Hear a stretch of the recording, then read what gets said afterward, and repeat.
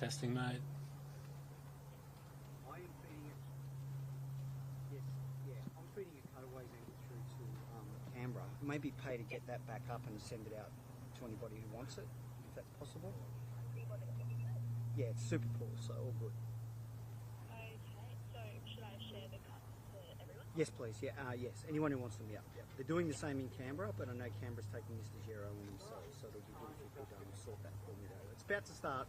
Scheduled for about 5 or 6 minutes away. Okay. Yeah, no worries. I'll get it sorted right now. Thank you. Thank you. Bye. Bye.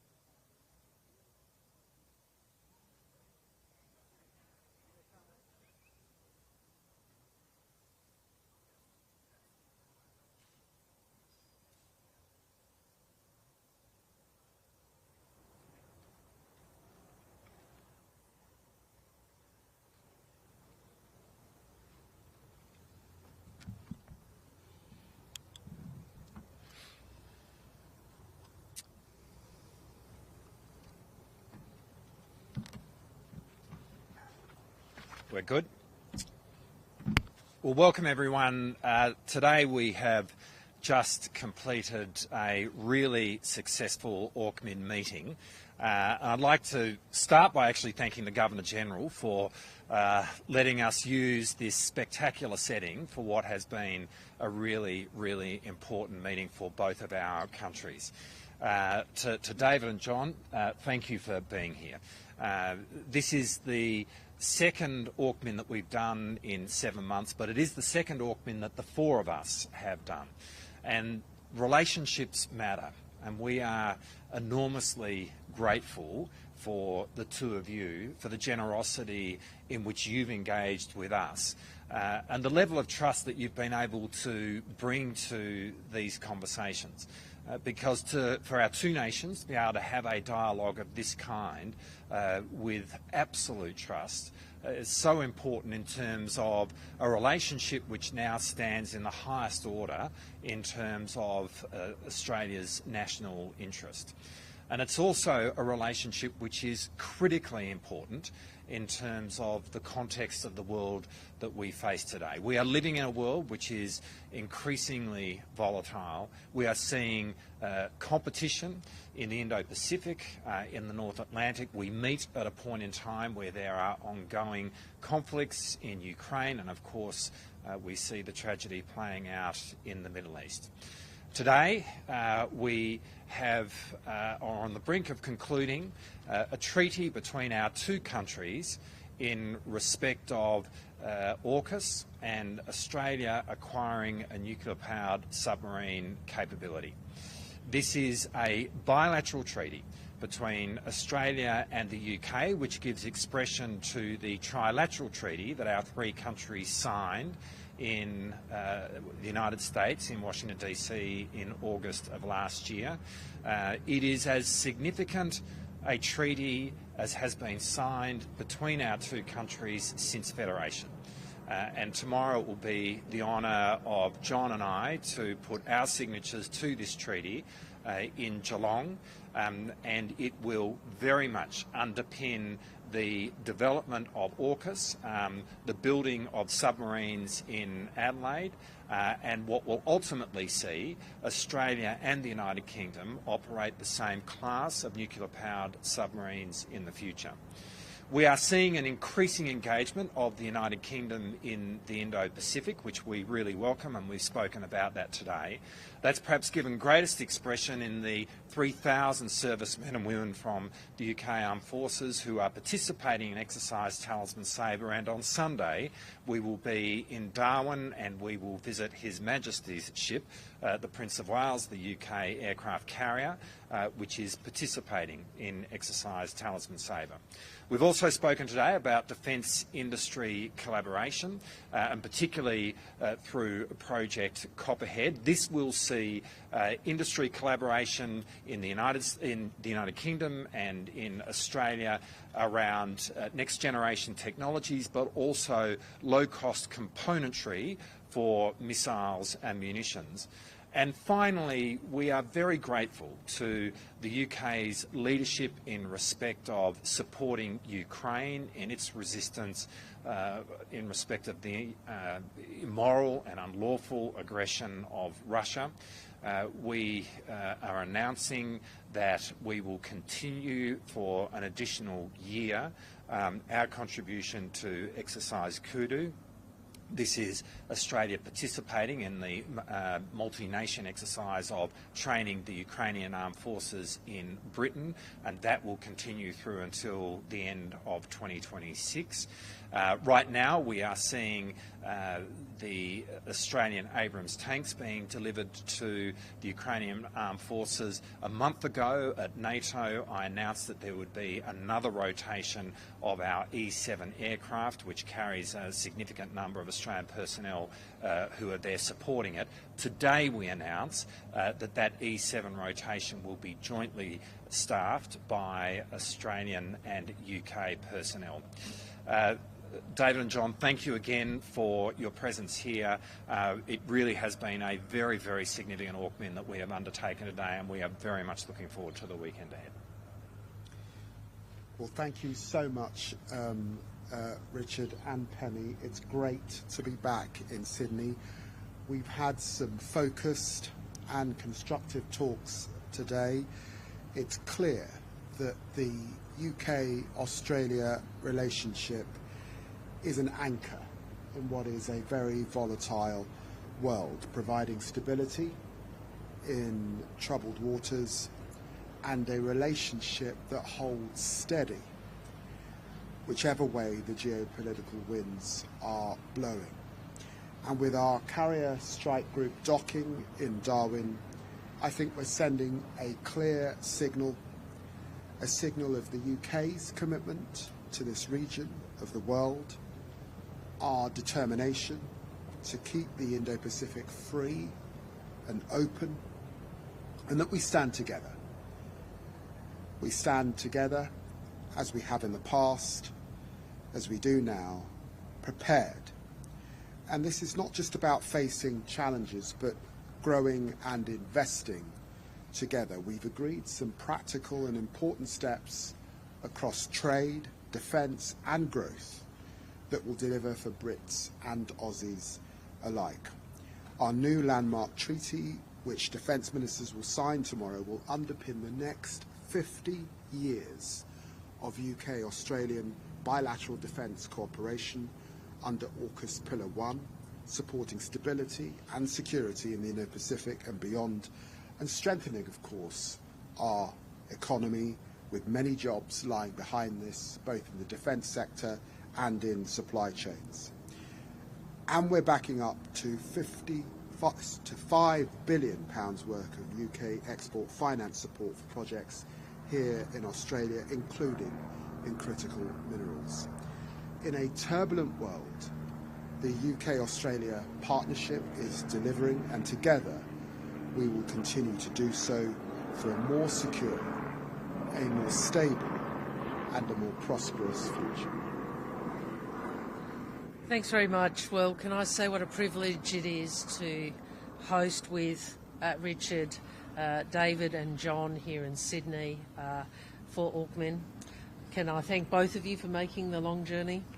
And more importantly, thank you for the spirit of partnership and friendship that you bring to our discussions. Australia and the UK, we have a relationship that's grounded in history, that's shaped by our people, by our institutions, and our shared values, and critically, our shared interests. We all know we face the most challenging strategic circumstances since World War II. More conflict, more contest, a multilateral system under strain. And against that backdrop, the partnership between our nations matters even more. And we are determined to work together to modernise our partnership, to take the world as it is, but to work together to shape it for the better. We've had an excellent set of discussions today. We appreciated the openness and clarity of those discussions. We also, in addition to the very important treaty that Richard and John will be signing tomorrow, we have a number of measures, one of which David has alluded to, that we are announcing today, and they really are about strengthening economic resilience. Deeper cooperation on critical minerals, building on our critical minerals strategic reserve and our initiative with the Quad, the expansion of climate finance to Southeast Asia, recognising the clear links between climate development and regional stability, and the strengthening of cyber security capacity in the Pacific, supporting regional sovereignty in a much more contested digital environment and responding to the request of the Pacific. Of course, we also work together on other multilateral matters, and I appreciate David and the UK's leadership and participation in the various joint statements in relation to the crisis in Gaza and the work that they are doing. So can I say we will continue with the UK to press for a ceasefire, for hostages to be released, for aid to flow, and for international humanitarian law to be upheld. I want to publicly thank Secretaries Lammy and Healey for our discussions. Together we are building a modern and ambitious partnership and building a better future for our peoples. Thank you. Thank you, Richard. Thank you, Penny, for hosting a very productive day of diplomacy today. Thank you all for your interest here. It's clear as global threats increase that partnership matters more than ever. And that's why today we're here to strengthen the security of the Euro-Atlantic, the security in the Indo-Pacific, because the security between the two regions is indivisible. And Richard, you mentioned Ukraine. The security of both our countries starts in Ukraine. And so thank you for Australia's unwavering commitment to support Ukraine. Your contribution to what you call Project Kudu, what we call Operation Interflex, the training of Ukrainian troops, has been important, and the extension of that commitment for another year is very significant. Thank you. Your commitment also to the Ukraine Defence Contact Group, the 50-plus nations standing with Ukraine, and your contribution to the Coalition of the Willing, the military planning for a peace and a ceasefire in Ukraine, means that together we are helping make sure that Ukraine has the kit and technology it needs to maintain the fight now, and we're ready to help secure the peace in the long term. And we may be in Sydney, 9,000 miles from Kyiv, but the signal today that we send is that Australia and the UK will stand with Ukraine for as long as it takes. Because while those aiding Russia, providing drones, supplying technology, deploying troops into the front line may be focused on Ukraine today, they could turn their sights to the Indo-Pacific next. And so that's why, amid the growing threats, the UK's commitment to Australia is absolute. From our carrier strike group, alongside in Darwin at the moment, to the 3,000 British troops that are part of the Australian-led Talisman Sabre exercise with 17 other nations, and to the decades-long commitment we've made together as two nations with the US through the AUKUS partnership. And I'm really proud that Britain today, alongside Australia, can announce our new AUKUS treaty that we will sign together, Richard, tomorrow in Geelong. This is a treaty to last 50 years. It's a treaty that will support tens of thousands of skilled, high-paid jobs in both our nations. It's a treaty to build the most powerful, the most advanced attack submarines our two navies have ever had. It's a treaty that strengthens NATO as well as security in the Indo-Pacific. It's a treaty that will outlast us as politicians, that will safeguard the security of our children and our children's children to come. So this is a historic day. It's one that David and I are honoured to share with you both. Thank you for your friendship. Thank you for your partnership. Thank you for your leadership. And I look forward to working with you to realise our discussions today in the years ahead. Thanks, John, Penny and David. So we do have time for questions, and we'll start with Nick Fields from the Financial Times. Thank you. Just on the AUKUS, obviously the subject today, has the US review disrupted or threatened at all any of the planning or design SSM AUKUS? Do you have any discussions happening with the US recently about how to help that manufacturing bottleneck that's concerned about? Well, perhaps I might start on that. And a new government undertaking a review is the most natural thing in the world, and we've welcomed the review which is being undertaken by the Trump administration. We spoke today about how both countries can contribute to the review. When we came to government back in 2022, we undertook the Defence Strategic Review, which looked at all of our strategic landscape and our defence settings, but very much looked at AUKUS at that time. And of course, when the UK government came to power, they in turn undertook a review through Stephen Lovegrove of AUKUS. So, this is a very, very natural step. But in respect of both the reviews that have happened in the past, and it would be true in respect of this review, work on AUKUS continues apace. And so the answer to the question is we continue to work very closely together, but very closely with the United States in progressing the optimal pathway to Australia acquiring a nuclear-powered submarine capability, but to see the fruition of the AUKUS arrangement in all three countries. And in respect of the production and maintenance schedule in the United States, we continue Australia to make our financial contributions to that industrial base, and we've made two contributions, each of $500 million US this year, so a total of $1 billion US through the course of this year. There are something in the order of 120 Australian tradesmen and women who are in Pearl Harbor right now working on the sustainment of US Virginia-class submarines for the US Navy. So all of that work continues, and we are really confident that the production rates will be raised in America, which is very much part of the ambition of AUKUS, and the sustainment rates will be lifted in the US, and all of that continues at a pace. And in respect to the review, as I said, we very much welcome it, and we'll make our contributions to it.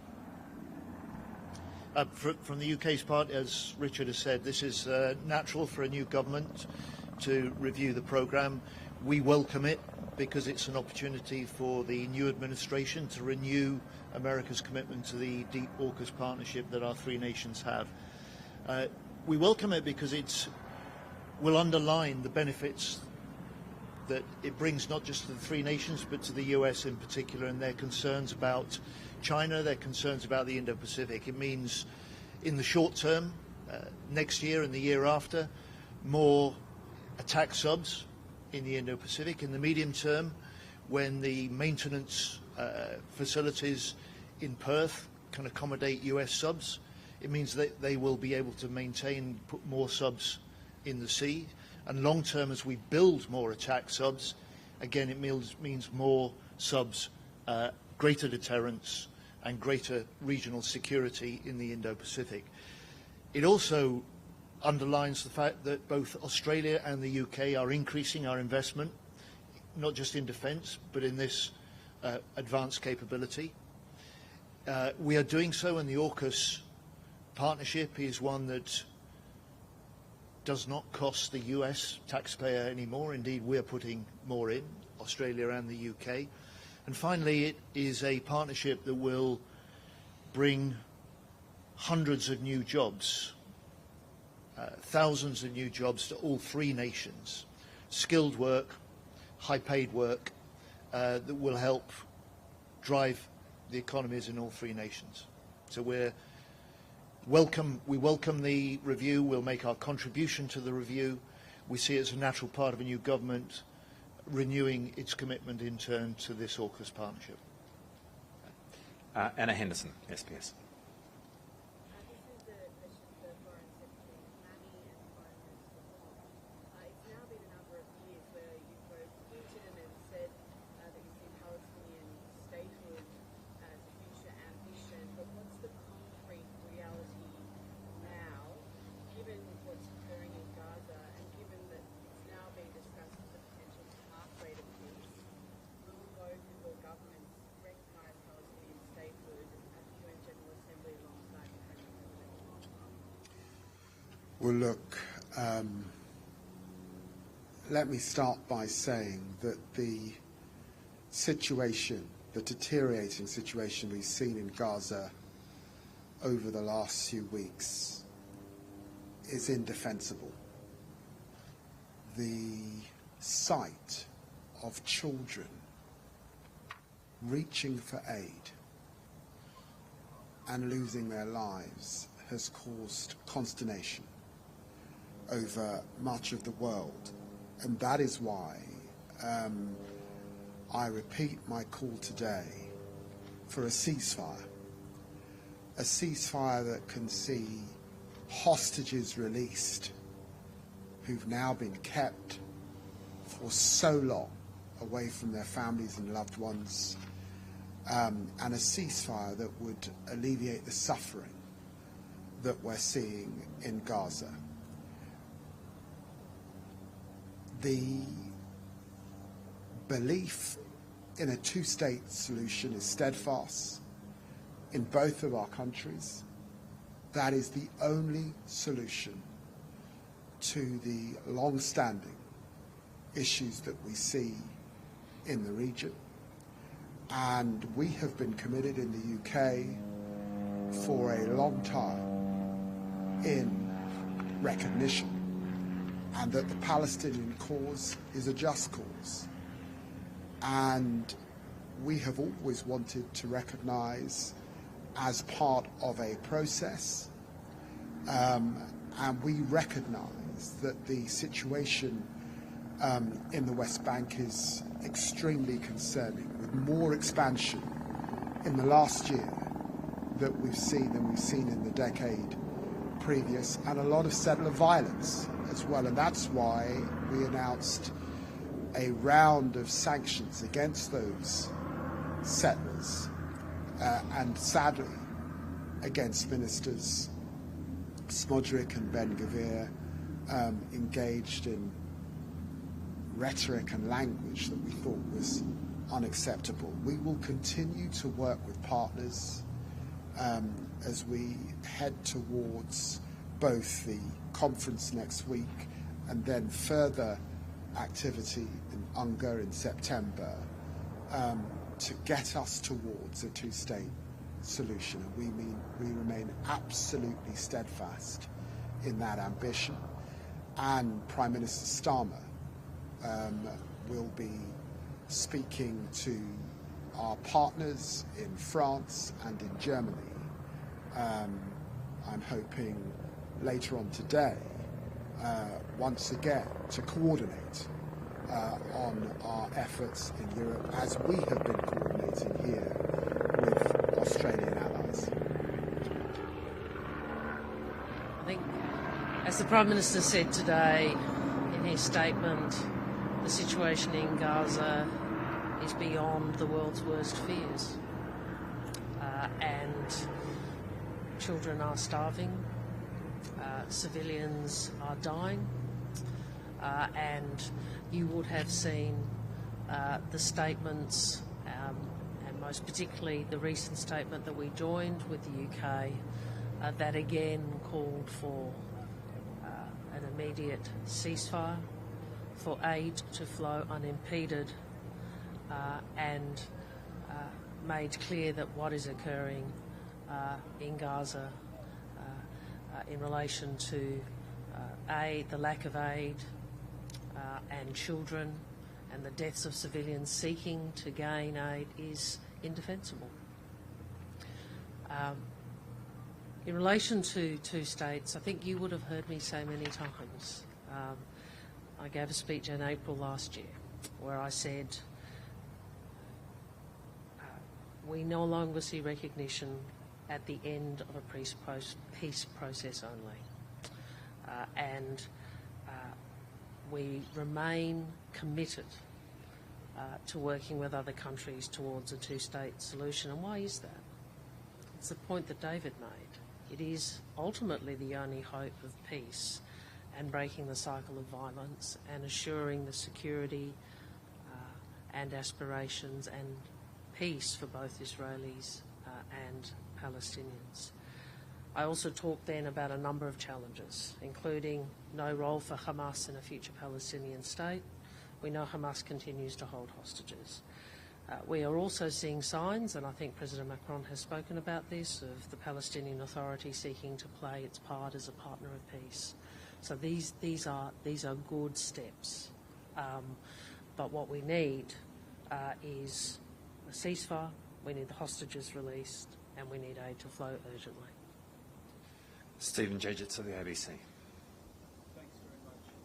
Secretary Healey, earlier this year, your department warned about serious potential shortcomings in the Rolls-Royce program that would produce the nuclear core that would power both SS and AUKUS, but also the Dreadnought-class submarine well down the track.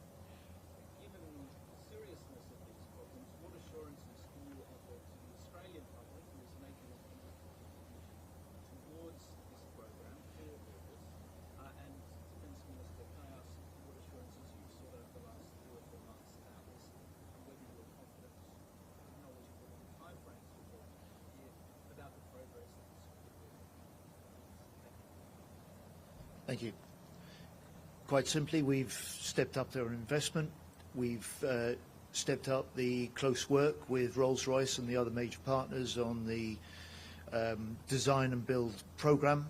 We've also stepped up the investment in the productive capacity at our submarine building works in Barrow. And we as a government have made a commitment that we'll put £6 billion of investment in this Parliament alone in making sure that we have the productive capacity, we have the technology and the designs to be able to deliver our commitments to the SSN AUKUS, and we will. I think the way I'd start by answering this question is to say that we have seen this from the outset as a partnership. I mean, we're fundamentally doing this together, which is obviously why we are making the financial contribution that we are to the UK system. But we are very much collaborating in terms of what is happening, and we have been kept abreast at every moment from the UK in terms of the development of the Rolls-Royce facility. I've been to the facility myself. I've seen the plans of its expansion. I've actually seen items that have already been made, which will find their way onto the first of the submarines that will come off the production line at the Osborne Naval Shipyard in Adelaide in the early 2040s. So the short answer to your question is the state of the partnership could not be better. It will be underpinned by the treaty that we sign in Geelong tomorrow, and I'm very confident about the way in which the industrial base in the UK will be able to deliver to see Australia being able to build our submarines in Adelaide. Andrew Tillett from AFR.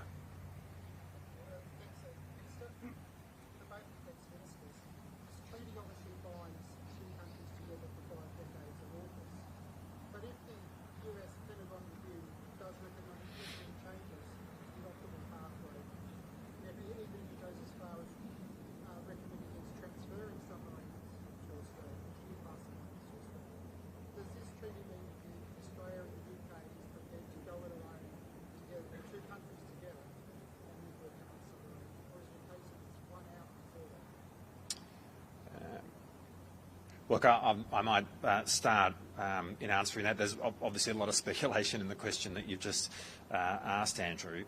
But the AUKUS optimal pathway that was agreed back in March of 2023 is underpinned by a treaty that all 3 of our countries signed in Washington, DC in August of last year.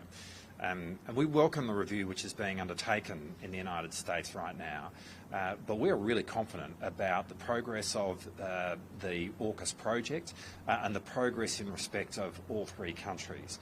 The treaty that we will be signing tomorrow is what, in a bilateral sense, underpins the trilateral treaty that we signed in August of last year. But as others have said, as John very eloquently said earlier, what this does is underpin 50 years of cooperation between our 2 countries in what will be the biggest industrial endeavour that our nation has ever seen, and will give rise to the biggest leap in military capability that our nation has had since, frankly, the establishment of the Navy back in 1913. It is a profoundly important treaty that we will sign tomorrow. It forms part of a trilateral agreement that we have, and we are really confident about the progress of all 3 countries in bringing that to fruition.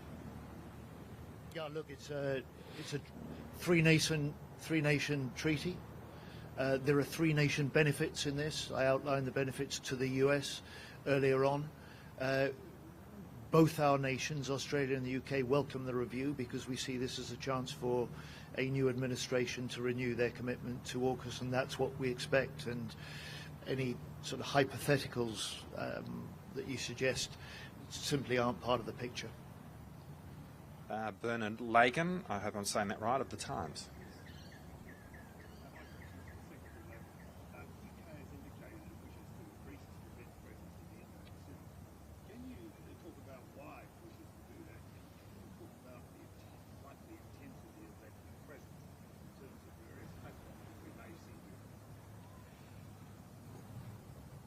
You've heard the Defence Secretary say, and I've said the same, that the Euro-Atlantic and the Indo-Pacific are indivisible. It's why I was just a couple of weeks ago with my colleague Penny Wong at the ASEAN conference. It's why we've got a commitment to CPTPP, and it's why the Carrier Strike Group are passing through the region at this time. It wouldn't be appropriate for me to comment on operations, but we do see concerning activity in the South China Sea. We believe in the rules-based order. We believe in the laws and rules of the sea. And for that reason, and because we also see partnerships, for example, the partnership between the DPRK and Russia in Ukraine, that remind us of the indivisibility of these two arenas. That's why I'm here with the Defence Sec. That's why we'll be back. And I might say that when this government came to power first, I think I was the first visitor to this part of the world. So for all of those reasons, we remain engaged, we remain vigilant, and pretty focused.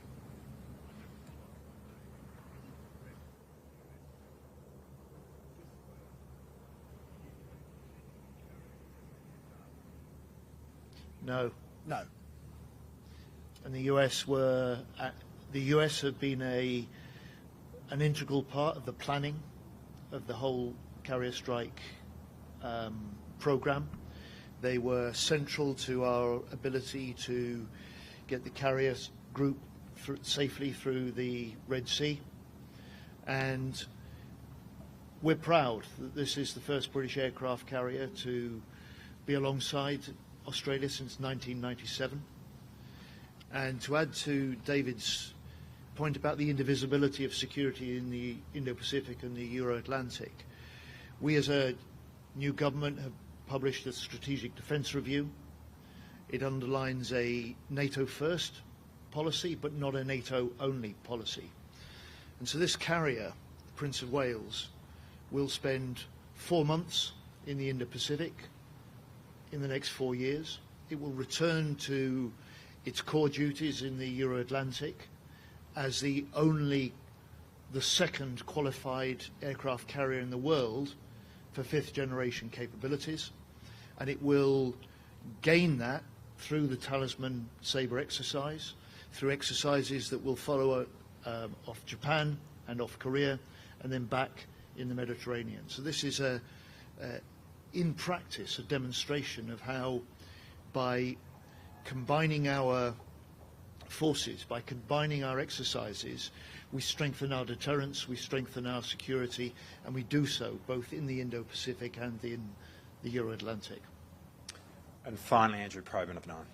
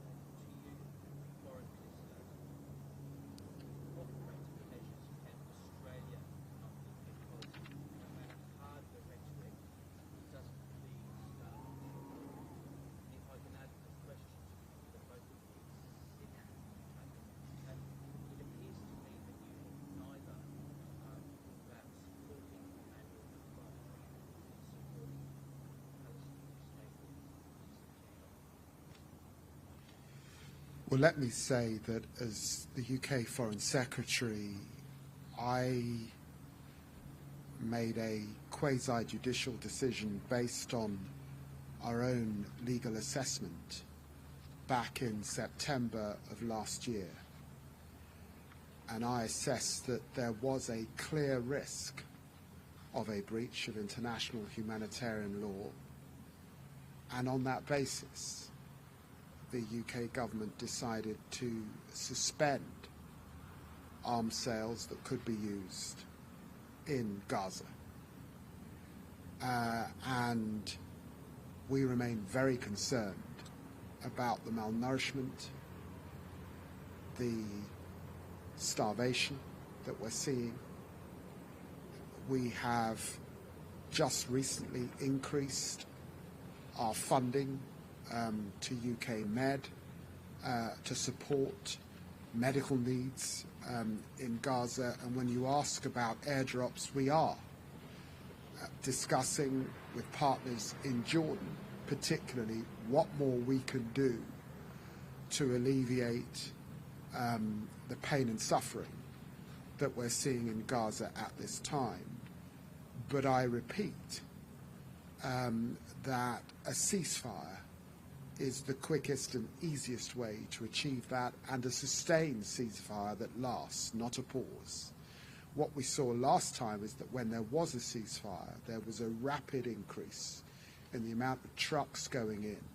So we know it can be done, and that is what we have to achieve, and that is why we disagreed with Israel about the new aid system that they put in place. We warned and cautioned that reducing the 400 sites down to 4 sites would cause chaos, and chaos also that we feared would be exploited by Hamas, and we have seen that as well in recent times.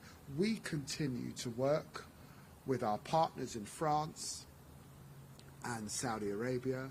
We are in close touch about the two-state conference, and of course we will be present in New York next week. We're chairing the working group on the humanitarian side, particularly, and as I have said, the Palestinian cause is a just cause.